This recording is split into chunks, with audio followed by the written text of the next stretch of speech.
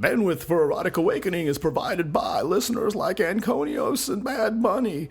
Thanks to their generous donations, Erotic Awakening stays on the air. Dig it!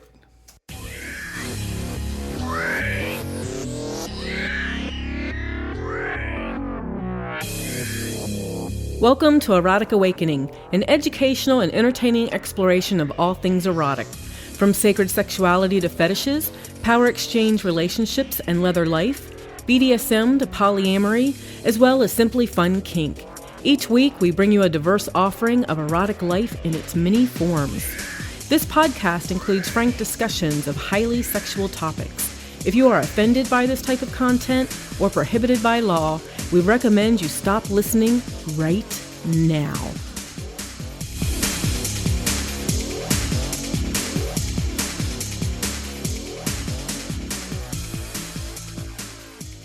Hi, Dawn. Hi, Dan. How are you feeling? A little under the weather. I, too, am coming out from being a little under the weather, but starting to feel better. Hope the voice sounds okay. So I'm hoping so. I think mine's just starting where yours is just ending. Yes, and we'll pass it back and forth between you, me, and the cat. Well, yeah. Actually, now for this week, we could pass it back and forth between you, me, and our house guest. Which we still haven't named.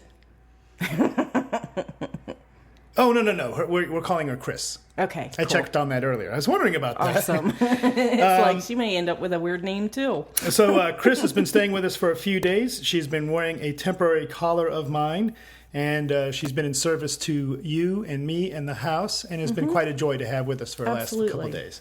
She's sitting there watching us now, saying, "Oh, this is how it goes live." And now she's revealed. Now she understands that when she listens to it on the podcast, that it's actually 9 times we start and end before we get it straight.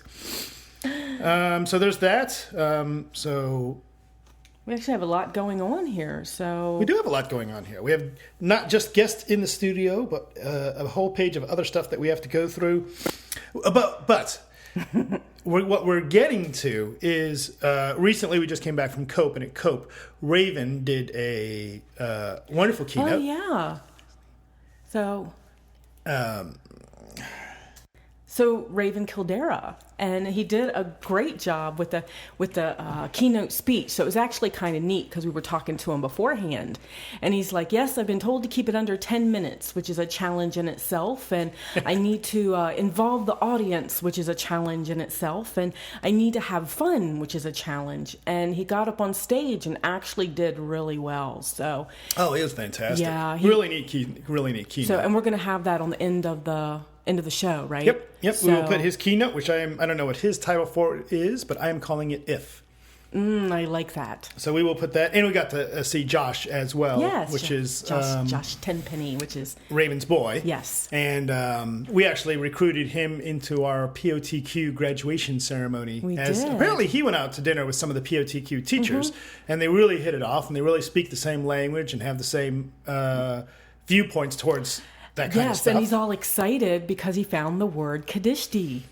So, and it seems to be what he's been doing all along. So, and we're very aware of that feeling. You know, it's like, oh, there's a word for it. And we also have a question of the day, and we also have the Susie update.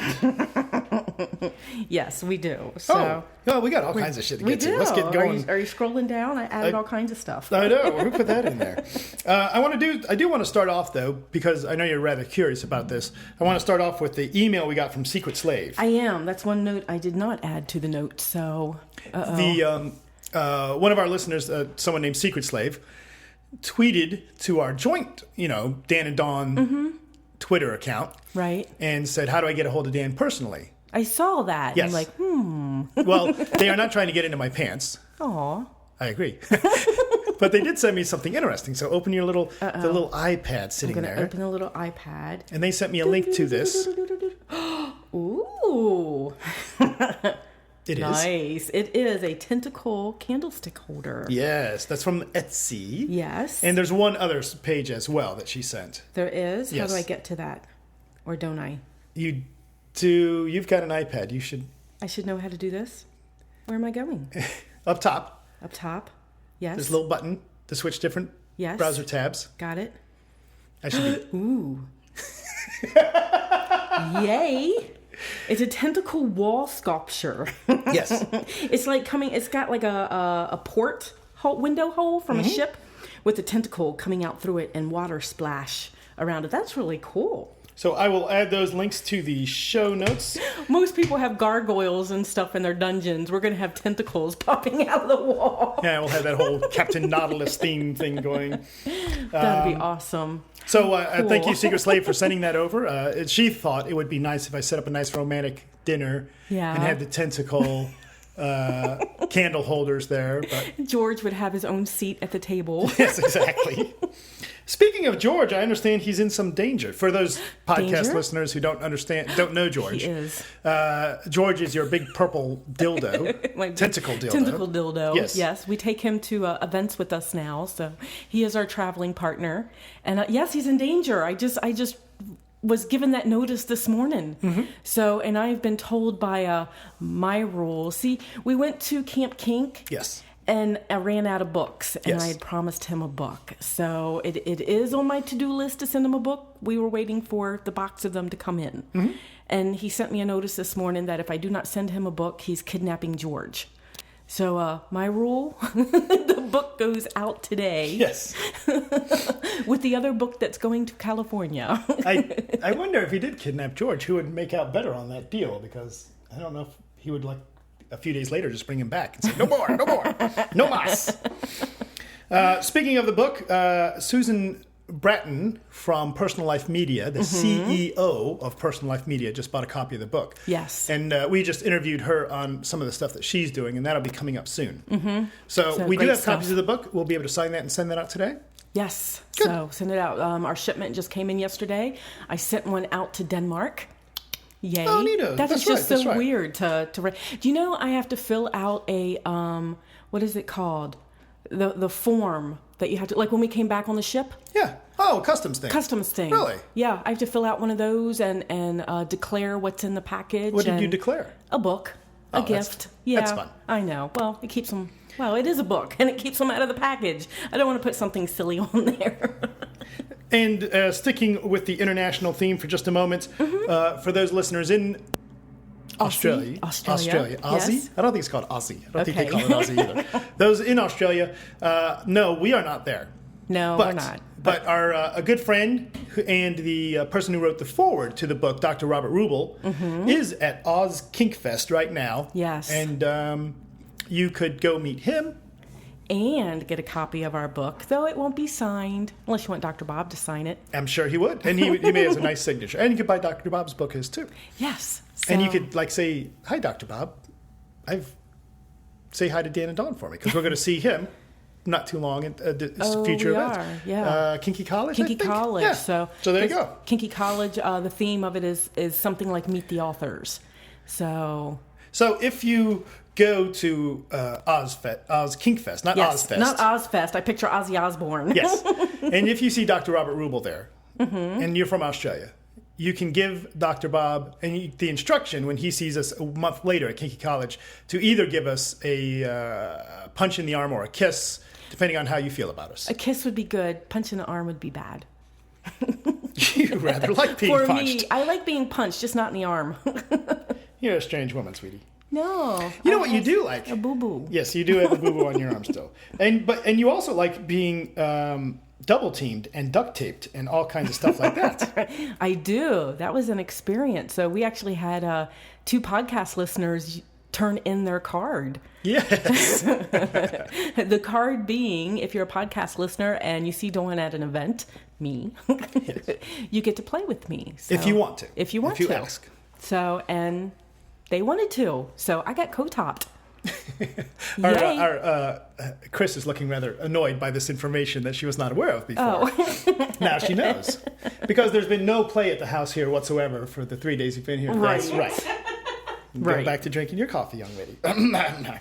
So you had a wonderful scene. I checked on you a number of times. And they had and it just so happened. So very funny. We have, if you're paying attention, a while ago we posted the Erotic Awakening Spanking Bench, which was created by AIS Kink Labs. Yes. So as AIS was having the event COPE, we broke down the spanking bench and we took it there so that everybody could use it. Right. And it just so happens the one piece of free equipment was the spanking bench. Right, So it's kind of neat. Yeah, we walked into the dungeon and we didn't know if we were going to be able to find a piece of equipment. And it was like in the middle of the room, there's this spanking bench. Wah! So it was kind of neat because it's built for my measurements. So I was able to get on it and be comfortable. And, so between the caning and the biting and the pinching and he really liked how the designs in the spanking bench are because he liked to lay on top of me and then pull into the bench. So it was kind of like a physical body bondage sort of thing. So he would press me into the bench. So he was able to grab the designs on the side of the bench and pull himself into my body to hold me down to the bench. So that was really cool. The equipment there, the AIS Kink Lab equipment, and it just struck me that I bet if you wanted to start your own party, but you're like, well, I don't have any equipment, I bet you could talk somebody into making you a couple pieces. Oh, more than likely. I bet, and this not as a favor, mind you, it takes a lot of work and skill, but yeah, so you enjoyed your scene. I did, and they used, so like I said, we had talked about canes and thuddy and not really into stingy right now. I go through waves of what I like. And they did an excellent job of co-topping and reading each other. And then they used the duct tape. And I cannot say I've ever had duct tape used on me in a scene before. But it was kind of neat because you've got the audio, you've got the sound as they're ripping it off the roll, and then you can feel them. It's kind of cool when they kind of lay it down your body and you can feel them tuck it in under the butt. And, so they're just taking their time. It's not just a straight tape on there. They actually take their time and have the energetic touch. And I don't know if they realize how much energy they use, but they have quite the touch. And then they rip it off. So it's all sticky and tingly. And so they rip it off. But then later they had me so jazzed up that they went to pull more tape off the roll. And they did it right next to my ear. I had no clue. The first time I knew what the sound was. Sure. The second time. We know duct tape. Duct tape. But the second time I didn't know what the sound was. It was just all audio. It was really, really neat. So it just kind of shifted in sound. And I'm feeling a little spacey. Just talking about it. There's so that was a fantastic experience. And then absolutely. There's all kinds of great experiences going on at the dungeons in Cope. And unfortunately, there's the whole what happens here stays here, so we really can't talk too much about it. Right. I think there's limits to that. Can you say there was a simian? Maybe. Yeah. Can you say that there's just so many neat scenes that I would like to talk about? And the dungeon was just jamming all night Friday, jamming all night Saturday night. So lots people of screams, getting their kink lots on. of moans. So awesome energy. And then we also had the Scarlet Sanctuary Friday night. Oh my God. We announced, they announced at the opening ceremony that Scarlet Sanctuary, and everybody was asking during the day, what time can we sign up? Not until we're getting ready to open. There's no pre-signing up. It's just not fair to everybody. So when the opening ceremonies were over and we headed for the Scarlet Sanctuary, there was already a line of 25 people standing in the hallway. Yeah, it was insane. It was. We ran through our record, which was 42 people. Yep. We've certainly talked a lot about POTQ and the Scarlet Sanctuary on the show, and I won't rehash it too much, other than say our new graduates were awesome. Absolutely. I ended up leaving there more energized, and that lasted for days and days. And up until I let the sickies get to me. Right. But and by that I mean having a cold, not weird people. That gets me too, but that's different. Yeah, but it was amazing. We had so many givers that night that we were all able to rotate. So for me, and you really need to take breaks between working on people. It's just an energy thing.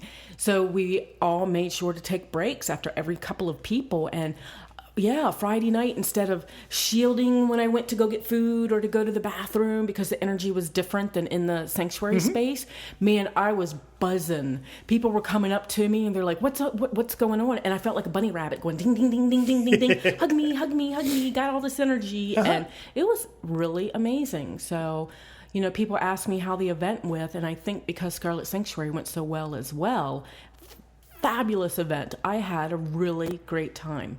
So at COPE. Absolutely. So one other thing about COPE, and then that's the last thing we'll say about COPE. This may have had something to do with it too, being such a great event. Could be. Just so podcast listeners, we got Mo.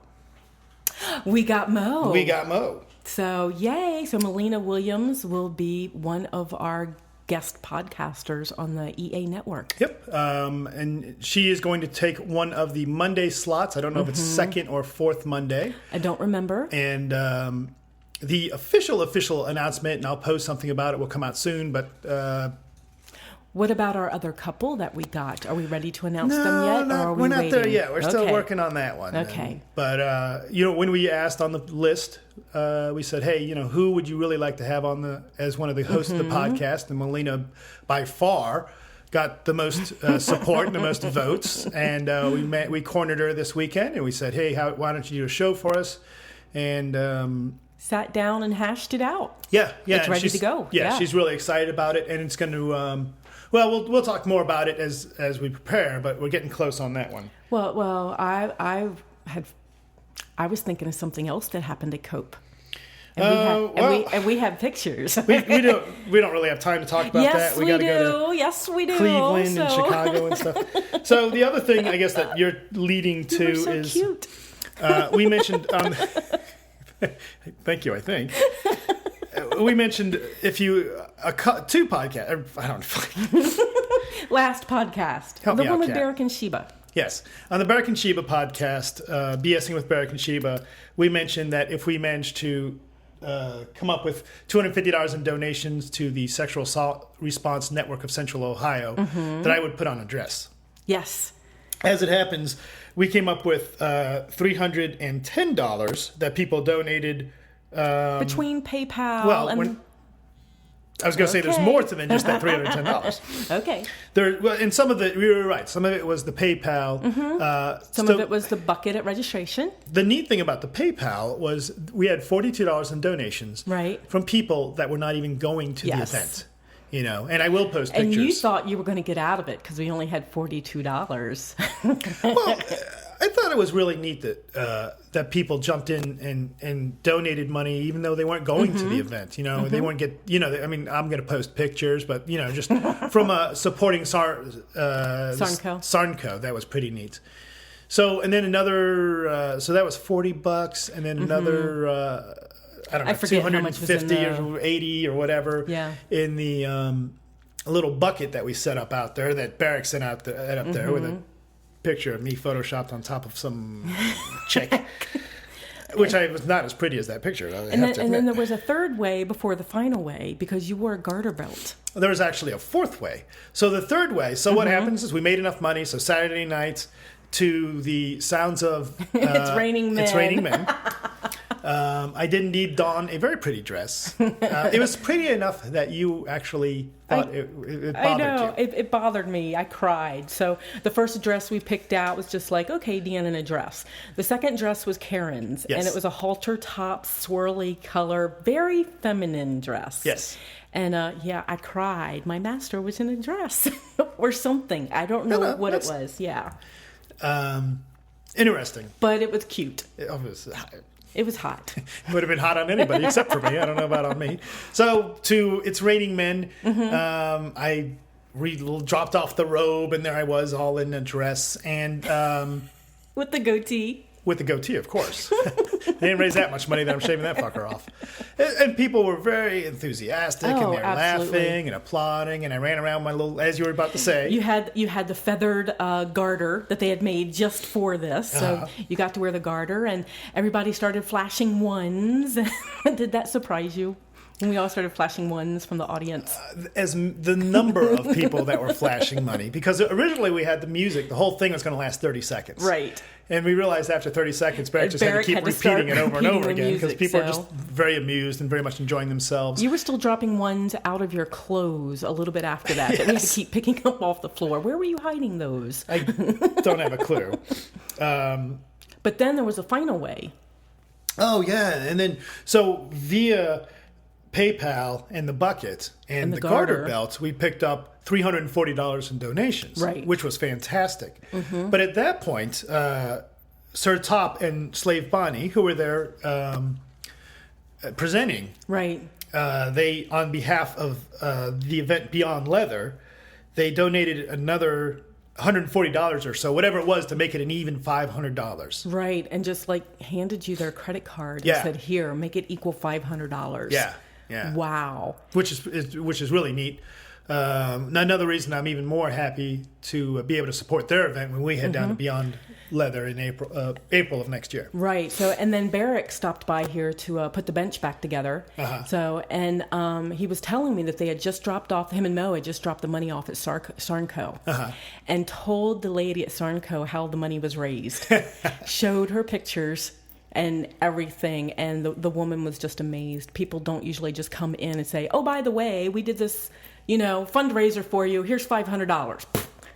So, and that was really cool. So I will indeed, I tell you, I do take the leather aspect of our lifestyle seriously. Yes. But it's important to be able to step out of yourself or step into yourself or whatever and do something that for a good cause, even if you end up looking silly. Yes, but everybody had so much fun. So much fun. I was totally cool with the whole philosophy of it, that it's okay, until I realized, one of the people in the audience is Jack Ranella. Right. Who, if you're a listener, if you know who Jack Ranella, you get why that's kind of a big deal. But, fuck it. Yeah, I don't know. My philosophy is fuck it. I had fun. People in the audience had fun. We made money for a great cause, and everybody got a laugh out of it. And, after that, after it was all over, we went upstairs. I put on my leathers, came back down. And if you looked at me different and said, well, that guy's really not a leather man because he puts on a dress on occasion, then, I can dig that that's your opinion.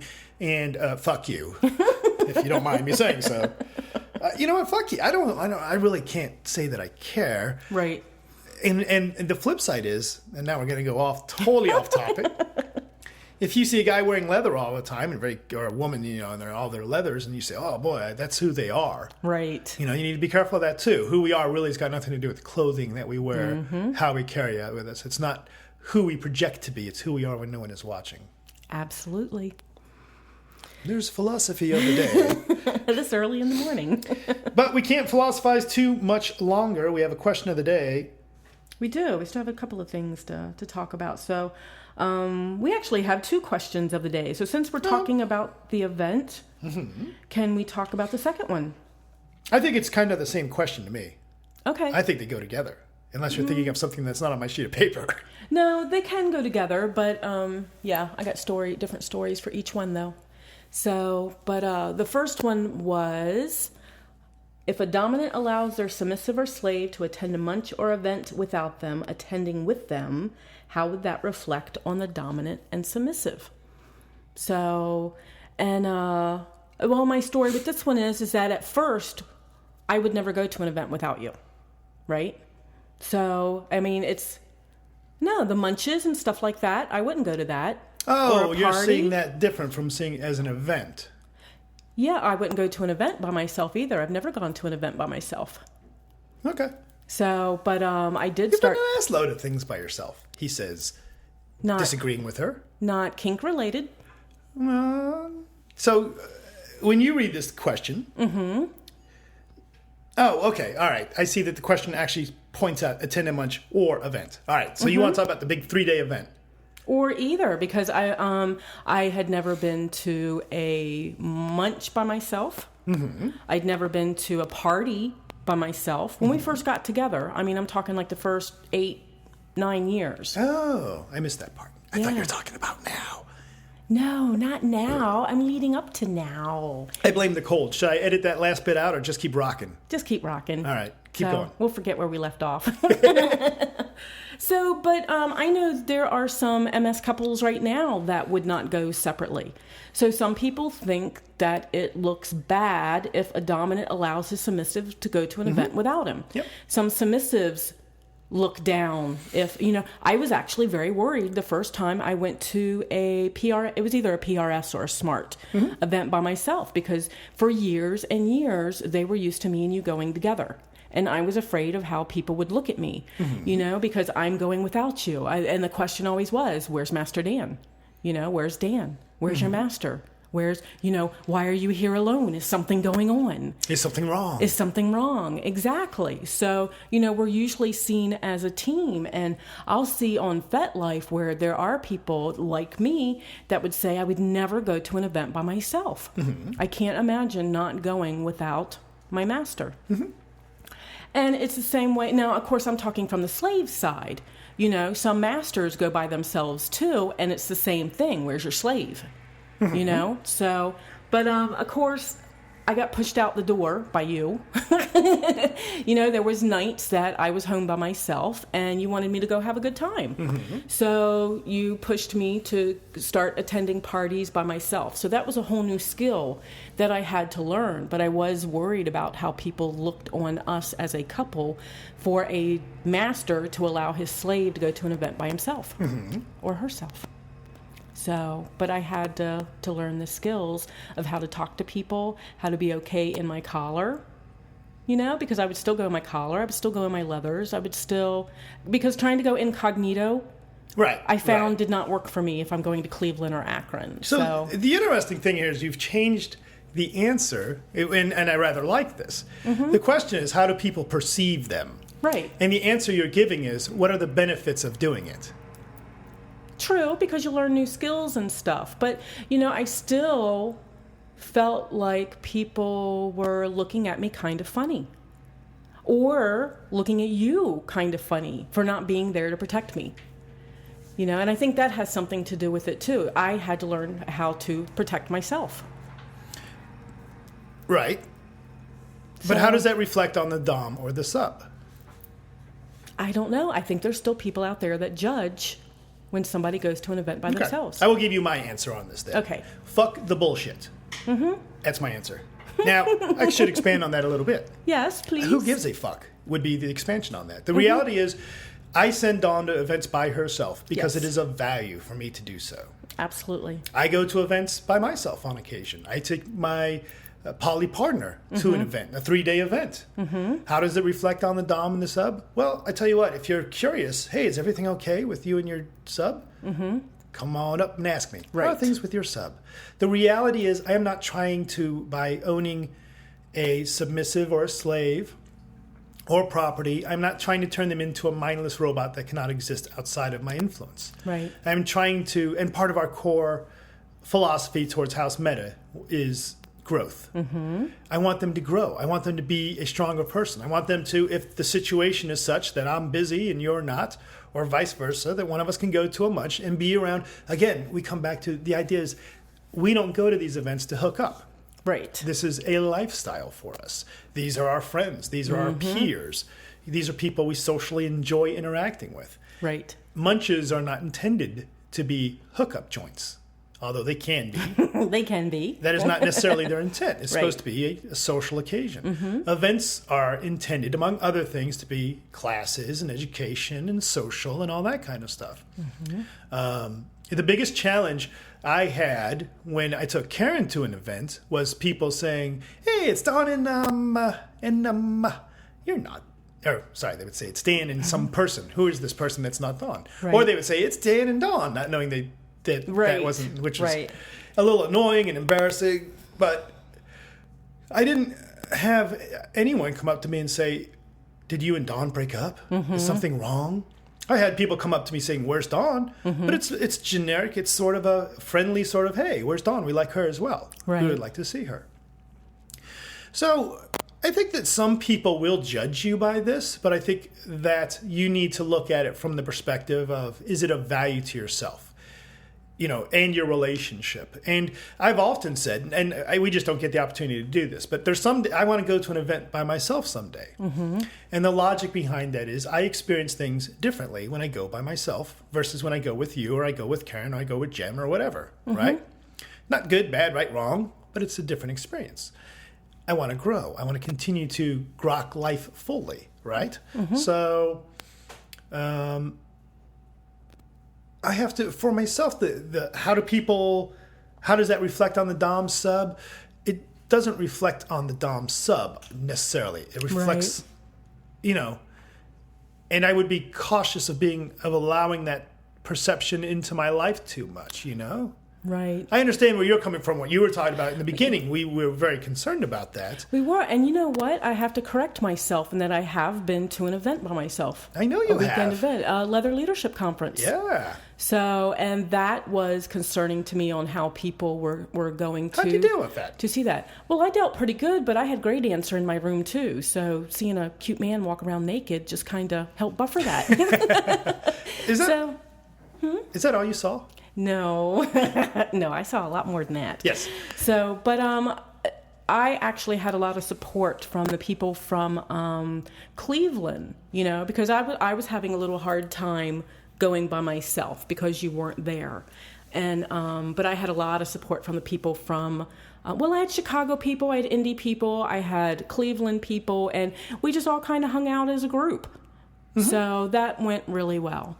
But, now, to put a twist on this question, which I see now where you're saying this is kind of a separate question, but how do you approach someone who is wearing a collar and is attending I guess we don't know if they're there by themselves. Right. You don't know if they're there by themselves. Now, the experience, I've had a couple of different experiences with that. In that the party that I went to up in Cleveland, I still wore my collar. Like I said, I tried to go incognito. It didn't work. So I just put my leathers back on and said, this is who I am. Mm-hmm. And they did a little round table, a little introduction going around the room, everybody introducing themselves before the party. And I had to literally state, I'm open for play. Because most of the people there would see me and wouldn't know how to approach me. Mm-hmm. So, but I found myself standing in a corner watching with my hands behind my back and realized that I was in a standoffish sort of pose.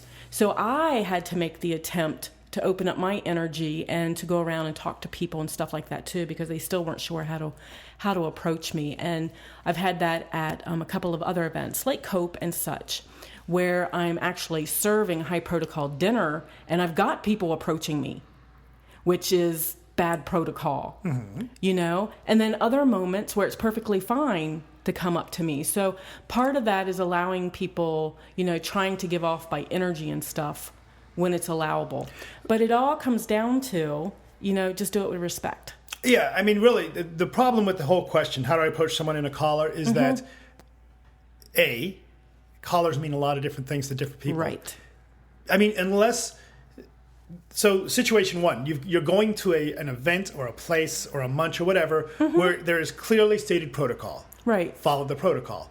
But now let's talk about the other 90% of the world. Mm-hmm. There is no clearly stated protocol. No. At an AIS event at COPE, at one of their perversion diversions, there's no protocol. There's no global protocol, right? So like you said, you just do it with respect. Right. If I'm approaching someone and they were wearing a collar and I am under any impression whatsoever that they're collared to someone, I start off, and I did this with Chris if I remember correctly, I start off by identifying, hey, you seem to be wearing a collar. Are you owned by someone? And letting them make the statement, yes, no. If the answer is yes, then find the person they're owned by and say, hey, you're submissive, is slave, or whatever. I noticed someone under your collar has a woot.com t-shirt, and I wanted to ask them about it. Or they're wearing a mala beads, and I want to ask them about their path. Or they got great knockers, and I want to play with them. I don't think I would use the word knockers, by the way. No, probably not. It doesn't seem like one of your words. I think, and I may be incorrect, I think with Chris, I think I approached the person who appeared to be your dominant and said, I want to compliment how beautiful your slave is. Simple, right? It's just like if you ran into a couple, well, most people wouldn't run into a normal couple and say, hey, can I talk to your hot wife? Yeah. There's that voice again. Yeah. No, because in that instance, the hot wife would say, you can speak to me directly, if it's in that sort of... the guy would be busy punching you for talking to his hot wife. Exactly. So there's no global protocol. So if you're thinking about, I want to go to my first event and I don't want to screw up anybody's protocol, there is no protocol. Be courteous. If you want to approach somebody wearing a collar, and you've mentioned the downside to wearing a collar is that people assume, unfortunately, sometimes that you're not approachable. Right. And actually, at COPE, they're used to me now doing the high protocol dinner on Saturday and being in a space where I can't converse back and forth because I'm focused on what's going on with the dinner. because we do that in the social space, that Saturday I actually had people, and this is because they're used to me, they came up to me and said, are you in a space where we can have a conversation? So, that was very polite and everything, and I'm able to respond. But, to me, if someone comes up to a slave in a collar and wants to talk to them, it's up to the slave to say what their protocol is, and politely say what their protocol is, not expecting the other person to know. And then the last thing I want to say about this, no matter how you do it, respectfully, courteously, protocol, blah, blah, blah, blah, blah, you'll fuck it. Somebody will take umbrage to your doing it wrong. Oh, yeah. Somebody will say, how rude of you to speak directly to me without finding my master first. And someone else will say, how rude of you to go talk to him first. He don't own me. Right. So just don't take it personally and realize that's their filters and, leave it on them. So if you do it with respect, that's all you can do. Absolutely. Be courteous to everyone. Yes. It would be my opinion. It's like sniffle and snort. Aww. If you have a question of the day that you would like to hear us fuck up, or any other reason you'd like to get a hold of us, we have a Got Comment form on the webpage, eroticawakening.com. And I like to hear voices, so 206-309-0054. Other ways to contact us, as well as where we will be presenting past podcast episodes and other stuff like additional pictures of Susie, can be found at www.eroticawakening.com. Yay! So we have things coming up, sir.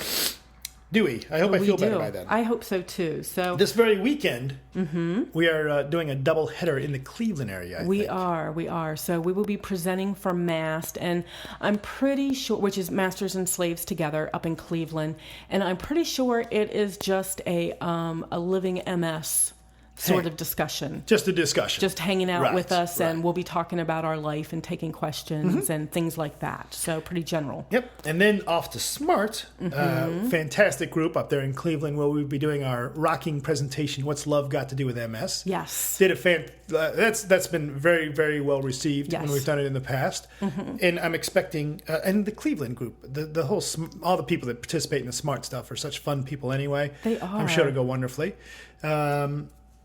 We have to bring duct tape. Are you planning on scening? No. Visuals. Oh, visuals, yes. That seemed to work really well. So then again, we can come up with something else. I'm sure there'll be a prop there if we need them. Yes, absolutely. And then how long till we're in Chicago? A month. Okay.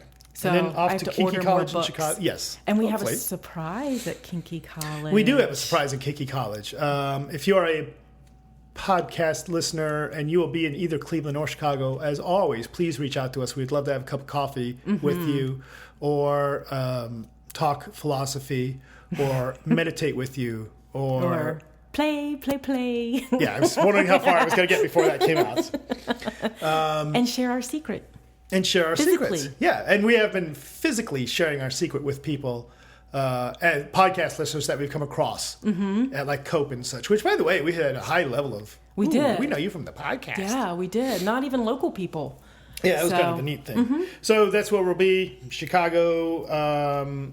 If you like, I don't know, teddy bears, you'll go rate us on iTunes. Yes, or what? Tweet about us. I keep wanting to say twit. No.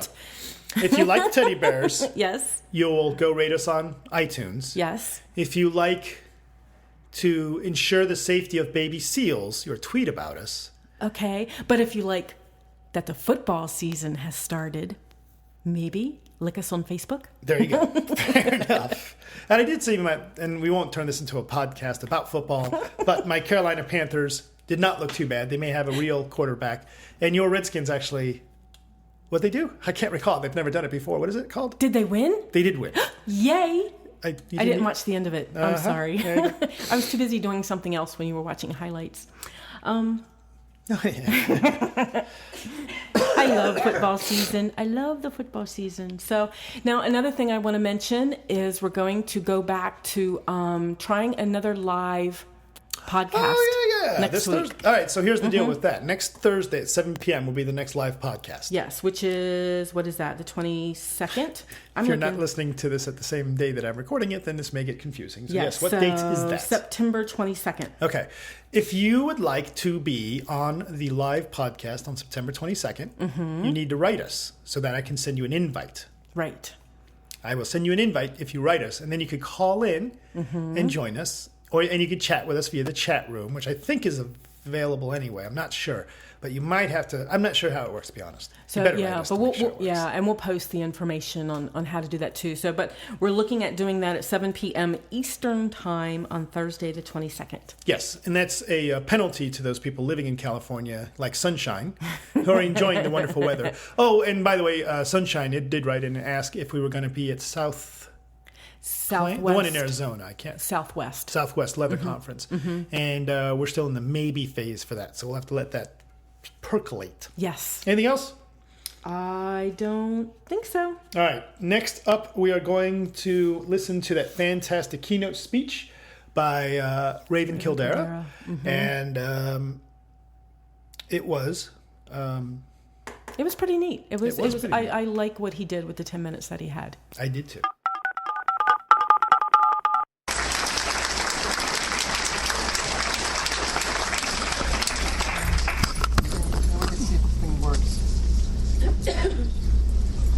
Okay, am I mic'd? Yes. I am. Wow. You can all hear me. Excellent. So, dear Kinksters of Ohio and elsewhere, wherever all y'all came from. When Barak and Shiva asked me to speak tonight, they told me that it had to be fun, edgy, and have something to do with spirituality. And under 10 minutes. So, now my housemates claim that if I had an Indian name, it should be no fun at all. So, I don't know about that first requirement there. And actually, I'm not so sure about the third one either. I am a Northern Tradition shaman and a neo-pagan priest. But this is not my church, nor my sacred grove. And while some of you may be interested in or even devoutly ensconced in a faith or a spiritual practice, it's probable that just as many of you aren't. And that's okay. So instead of telling you about something about what I believe and what I know, I'm going to use the word if. Because if is a wonderful word, because it brings us into a world of imagination and possibility, without attempting to make us believe in anything. So I'm going to say if a lot. I'm going to ask you to imagine what it would be like if we all lived in a miraculous world where our lives were touched by holy powers. And if we lived in this fantasy world, and if I was a channel, a conduit to those holy powers, and if I had the power to bless all of you with that energy, what blessings would I lay on you? Not just you, but Kinksters everywhere. This whole demographic, what blessings would I lay on you? If ever. First, if we lived in this world, I would bless you all with lots of really good orgasms. Okay, well, for those of you who are allowed to have orgasms, not everyone is, they get lots, I bless them with lots of good anticipation. Because in this miraculous fantasy world, it would be populated with holy powers who want you to be happy and have good sex lives. Yes. And if I had the power to bless you with that energy, I would channel that straight to you if we lived there. And next, I'd bless you all with a love of diversity, so that you would be thrilled rather than freaked out when people of multiple genders and relationship combinations sashayed into your groups and circles. I'd strengthen that blessing until you weren't even the least bit threatened when the people who had bodies and choices like yours weren't the majority anymore. When there was no majority. When the array of bodies and genders and choices in your circles was like a big bouquet of wildflowers, few of any one kind but complementing each other. If we lived in this world, this miraculous world, I would bless you all with compassion, so that you'd be able to get beyond your own fears and understand that the kinks and chosen lifestyles others really do make them happy just like yours do, and that they're no worse for them than yours are for you. And I channel that compassion straight to you so that you could move beyond even your neighbors and kink and see new ways to change our society and our cultures and our whole world to become more sex positive and more tolerant of the wonderful things that we do here. I bless you with that compassion if we live in that world.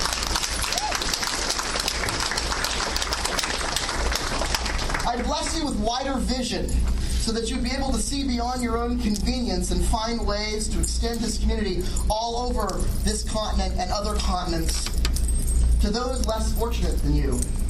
The disabled, minorities, and people who have to live below the poverty line, for example.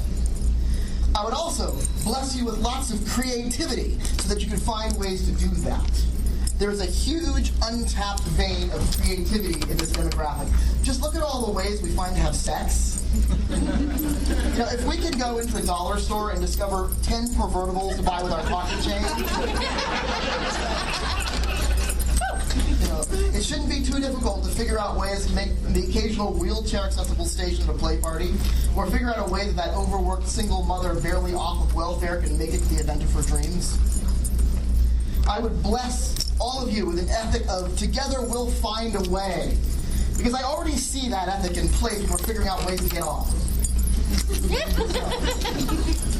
I bless you with courage, especially the courage to come out and speak about your experiences whenever it's reasonably feasible.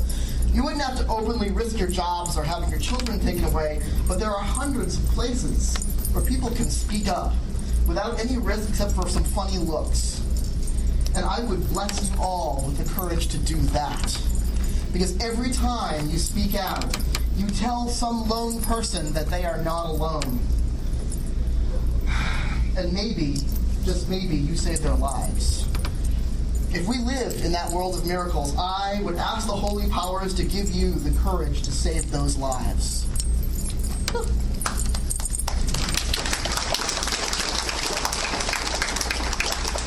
And if we lived in this world of miracles and holy powers, I would also bless you with memory. The memory of what it was like to be a kid.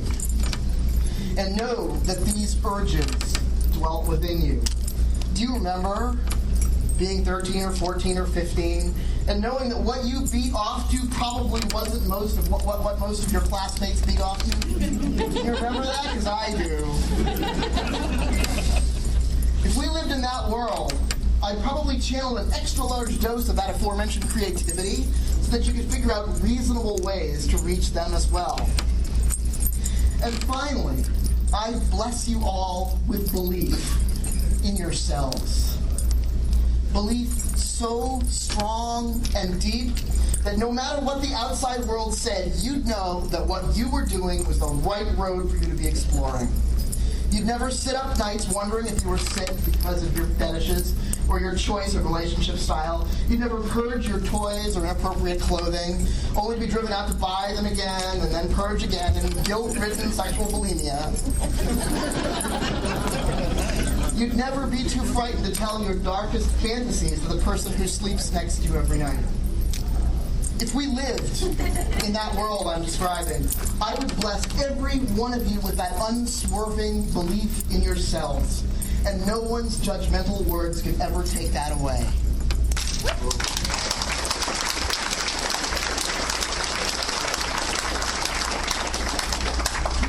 Because before we can wholly believe in anything else, we need to believe in that voice inside us that says, this is where I'm supposed to be going.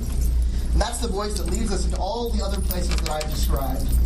And that's also the voice that leads us into lands of hope populated by miracles and blessings.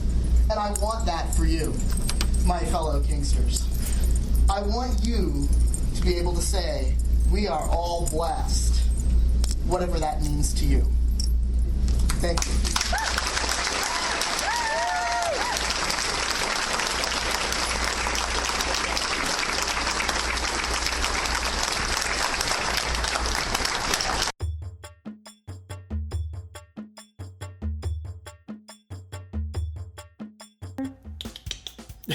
Are you done calling the cat? Yes. We're doing our end bump. Want to have your product, event, charity, or service as the first thing listeners hear about on our podcast? Make a donation of any amount to the podcast, and the first 10-second front bump of our show is yours. We reach listeners around the world, and what a bargain maybe it could be. Me not speak so good, not read right, correct, proper, write this out first. Next time, contact Dan and Dawn at eroticawakening.com. Did you know you can buy the new highly acclaimed book, Living MS by Dan and Dawn, or support them by buying Erotic Awakening t-shirts, messenger bags, or coffee mugs? Hold on, don't interrupt. Do you actually listen to the end bump? Does anyone listen to the end bump? Yes. Oh, better keep going then. Okay, we'll keep going. But I'll have to start over because I lost my rhythm. Erotic Awakening t-shirts. Okay, so by buying Erotic Awakening t-shirts, messenger bags, or coffee mugs, all items can be found by simply visiting the shop and support page of the Erotic Awakening website. Any $1.20 we make from anything sold on the site goes directly back into the continuing educational mission of Erotic Awakening. People really listen to this? Yes, sir. Okay, all right. Okay. Let's hope, man. So let's fuck it up now that I know people are listening to it. That's fantastic, Dan. Well done. Erotic Awakening is grateful for the support of The Kink Shop. The Kink Shop provides quality merchandise at affordable prices and features various BDSM implements created for lifestylers by lifestylers. Visit them online at www.thekinkshop.com. And I would like to say we use their toys, and the co-topping team that did me Saturday night was also using their toys. Oh, really? Mm-hmm. Do they have a wooden strap-on dildo? No, but that would be awesome. No, we'll figure something out. So much of the music heard on Erotic Awakening is provided by Pocket Universe. And when we say much of, we mean the all end of it. music. No, the end music. The end music. For music that has been crafted and designed specifically for scenes that can range from sensual to dynamic BDSM. Visit them at www.pocketuniversemusic.com. Bye, Dawn. Bye, Dan. Bye, Chris. Bye, Chris.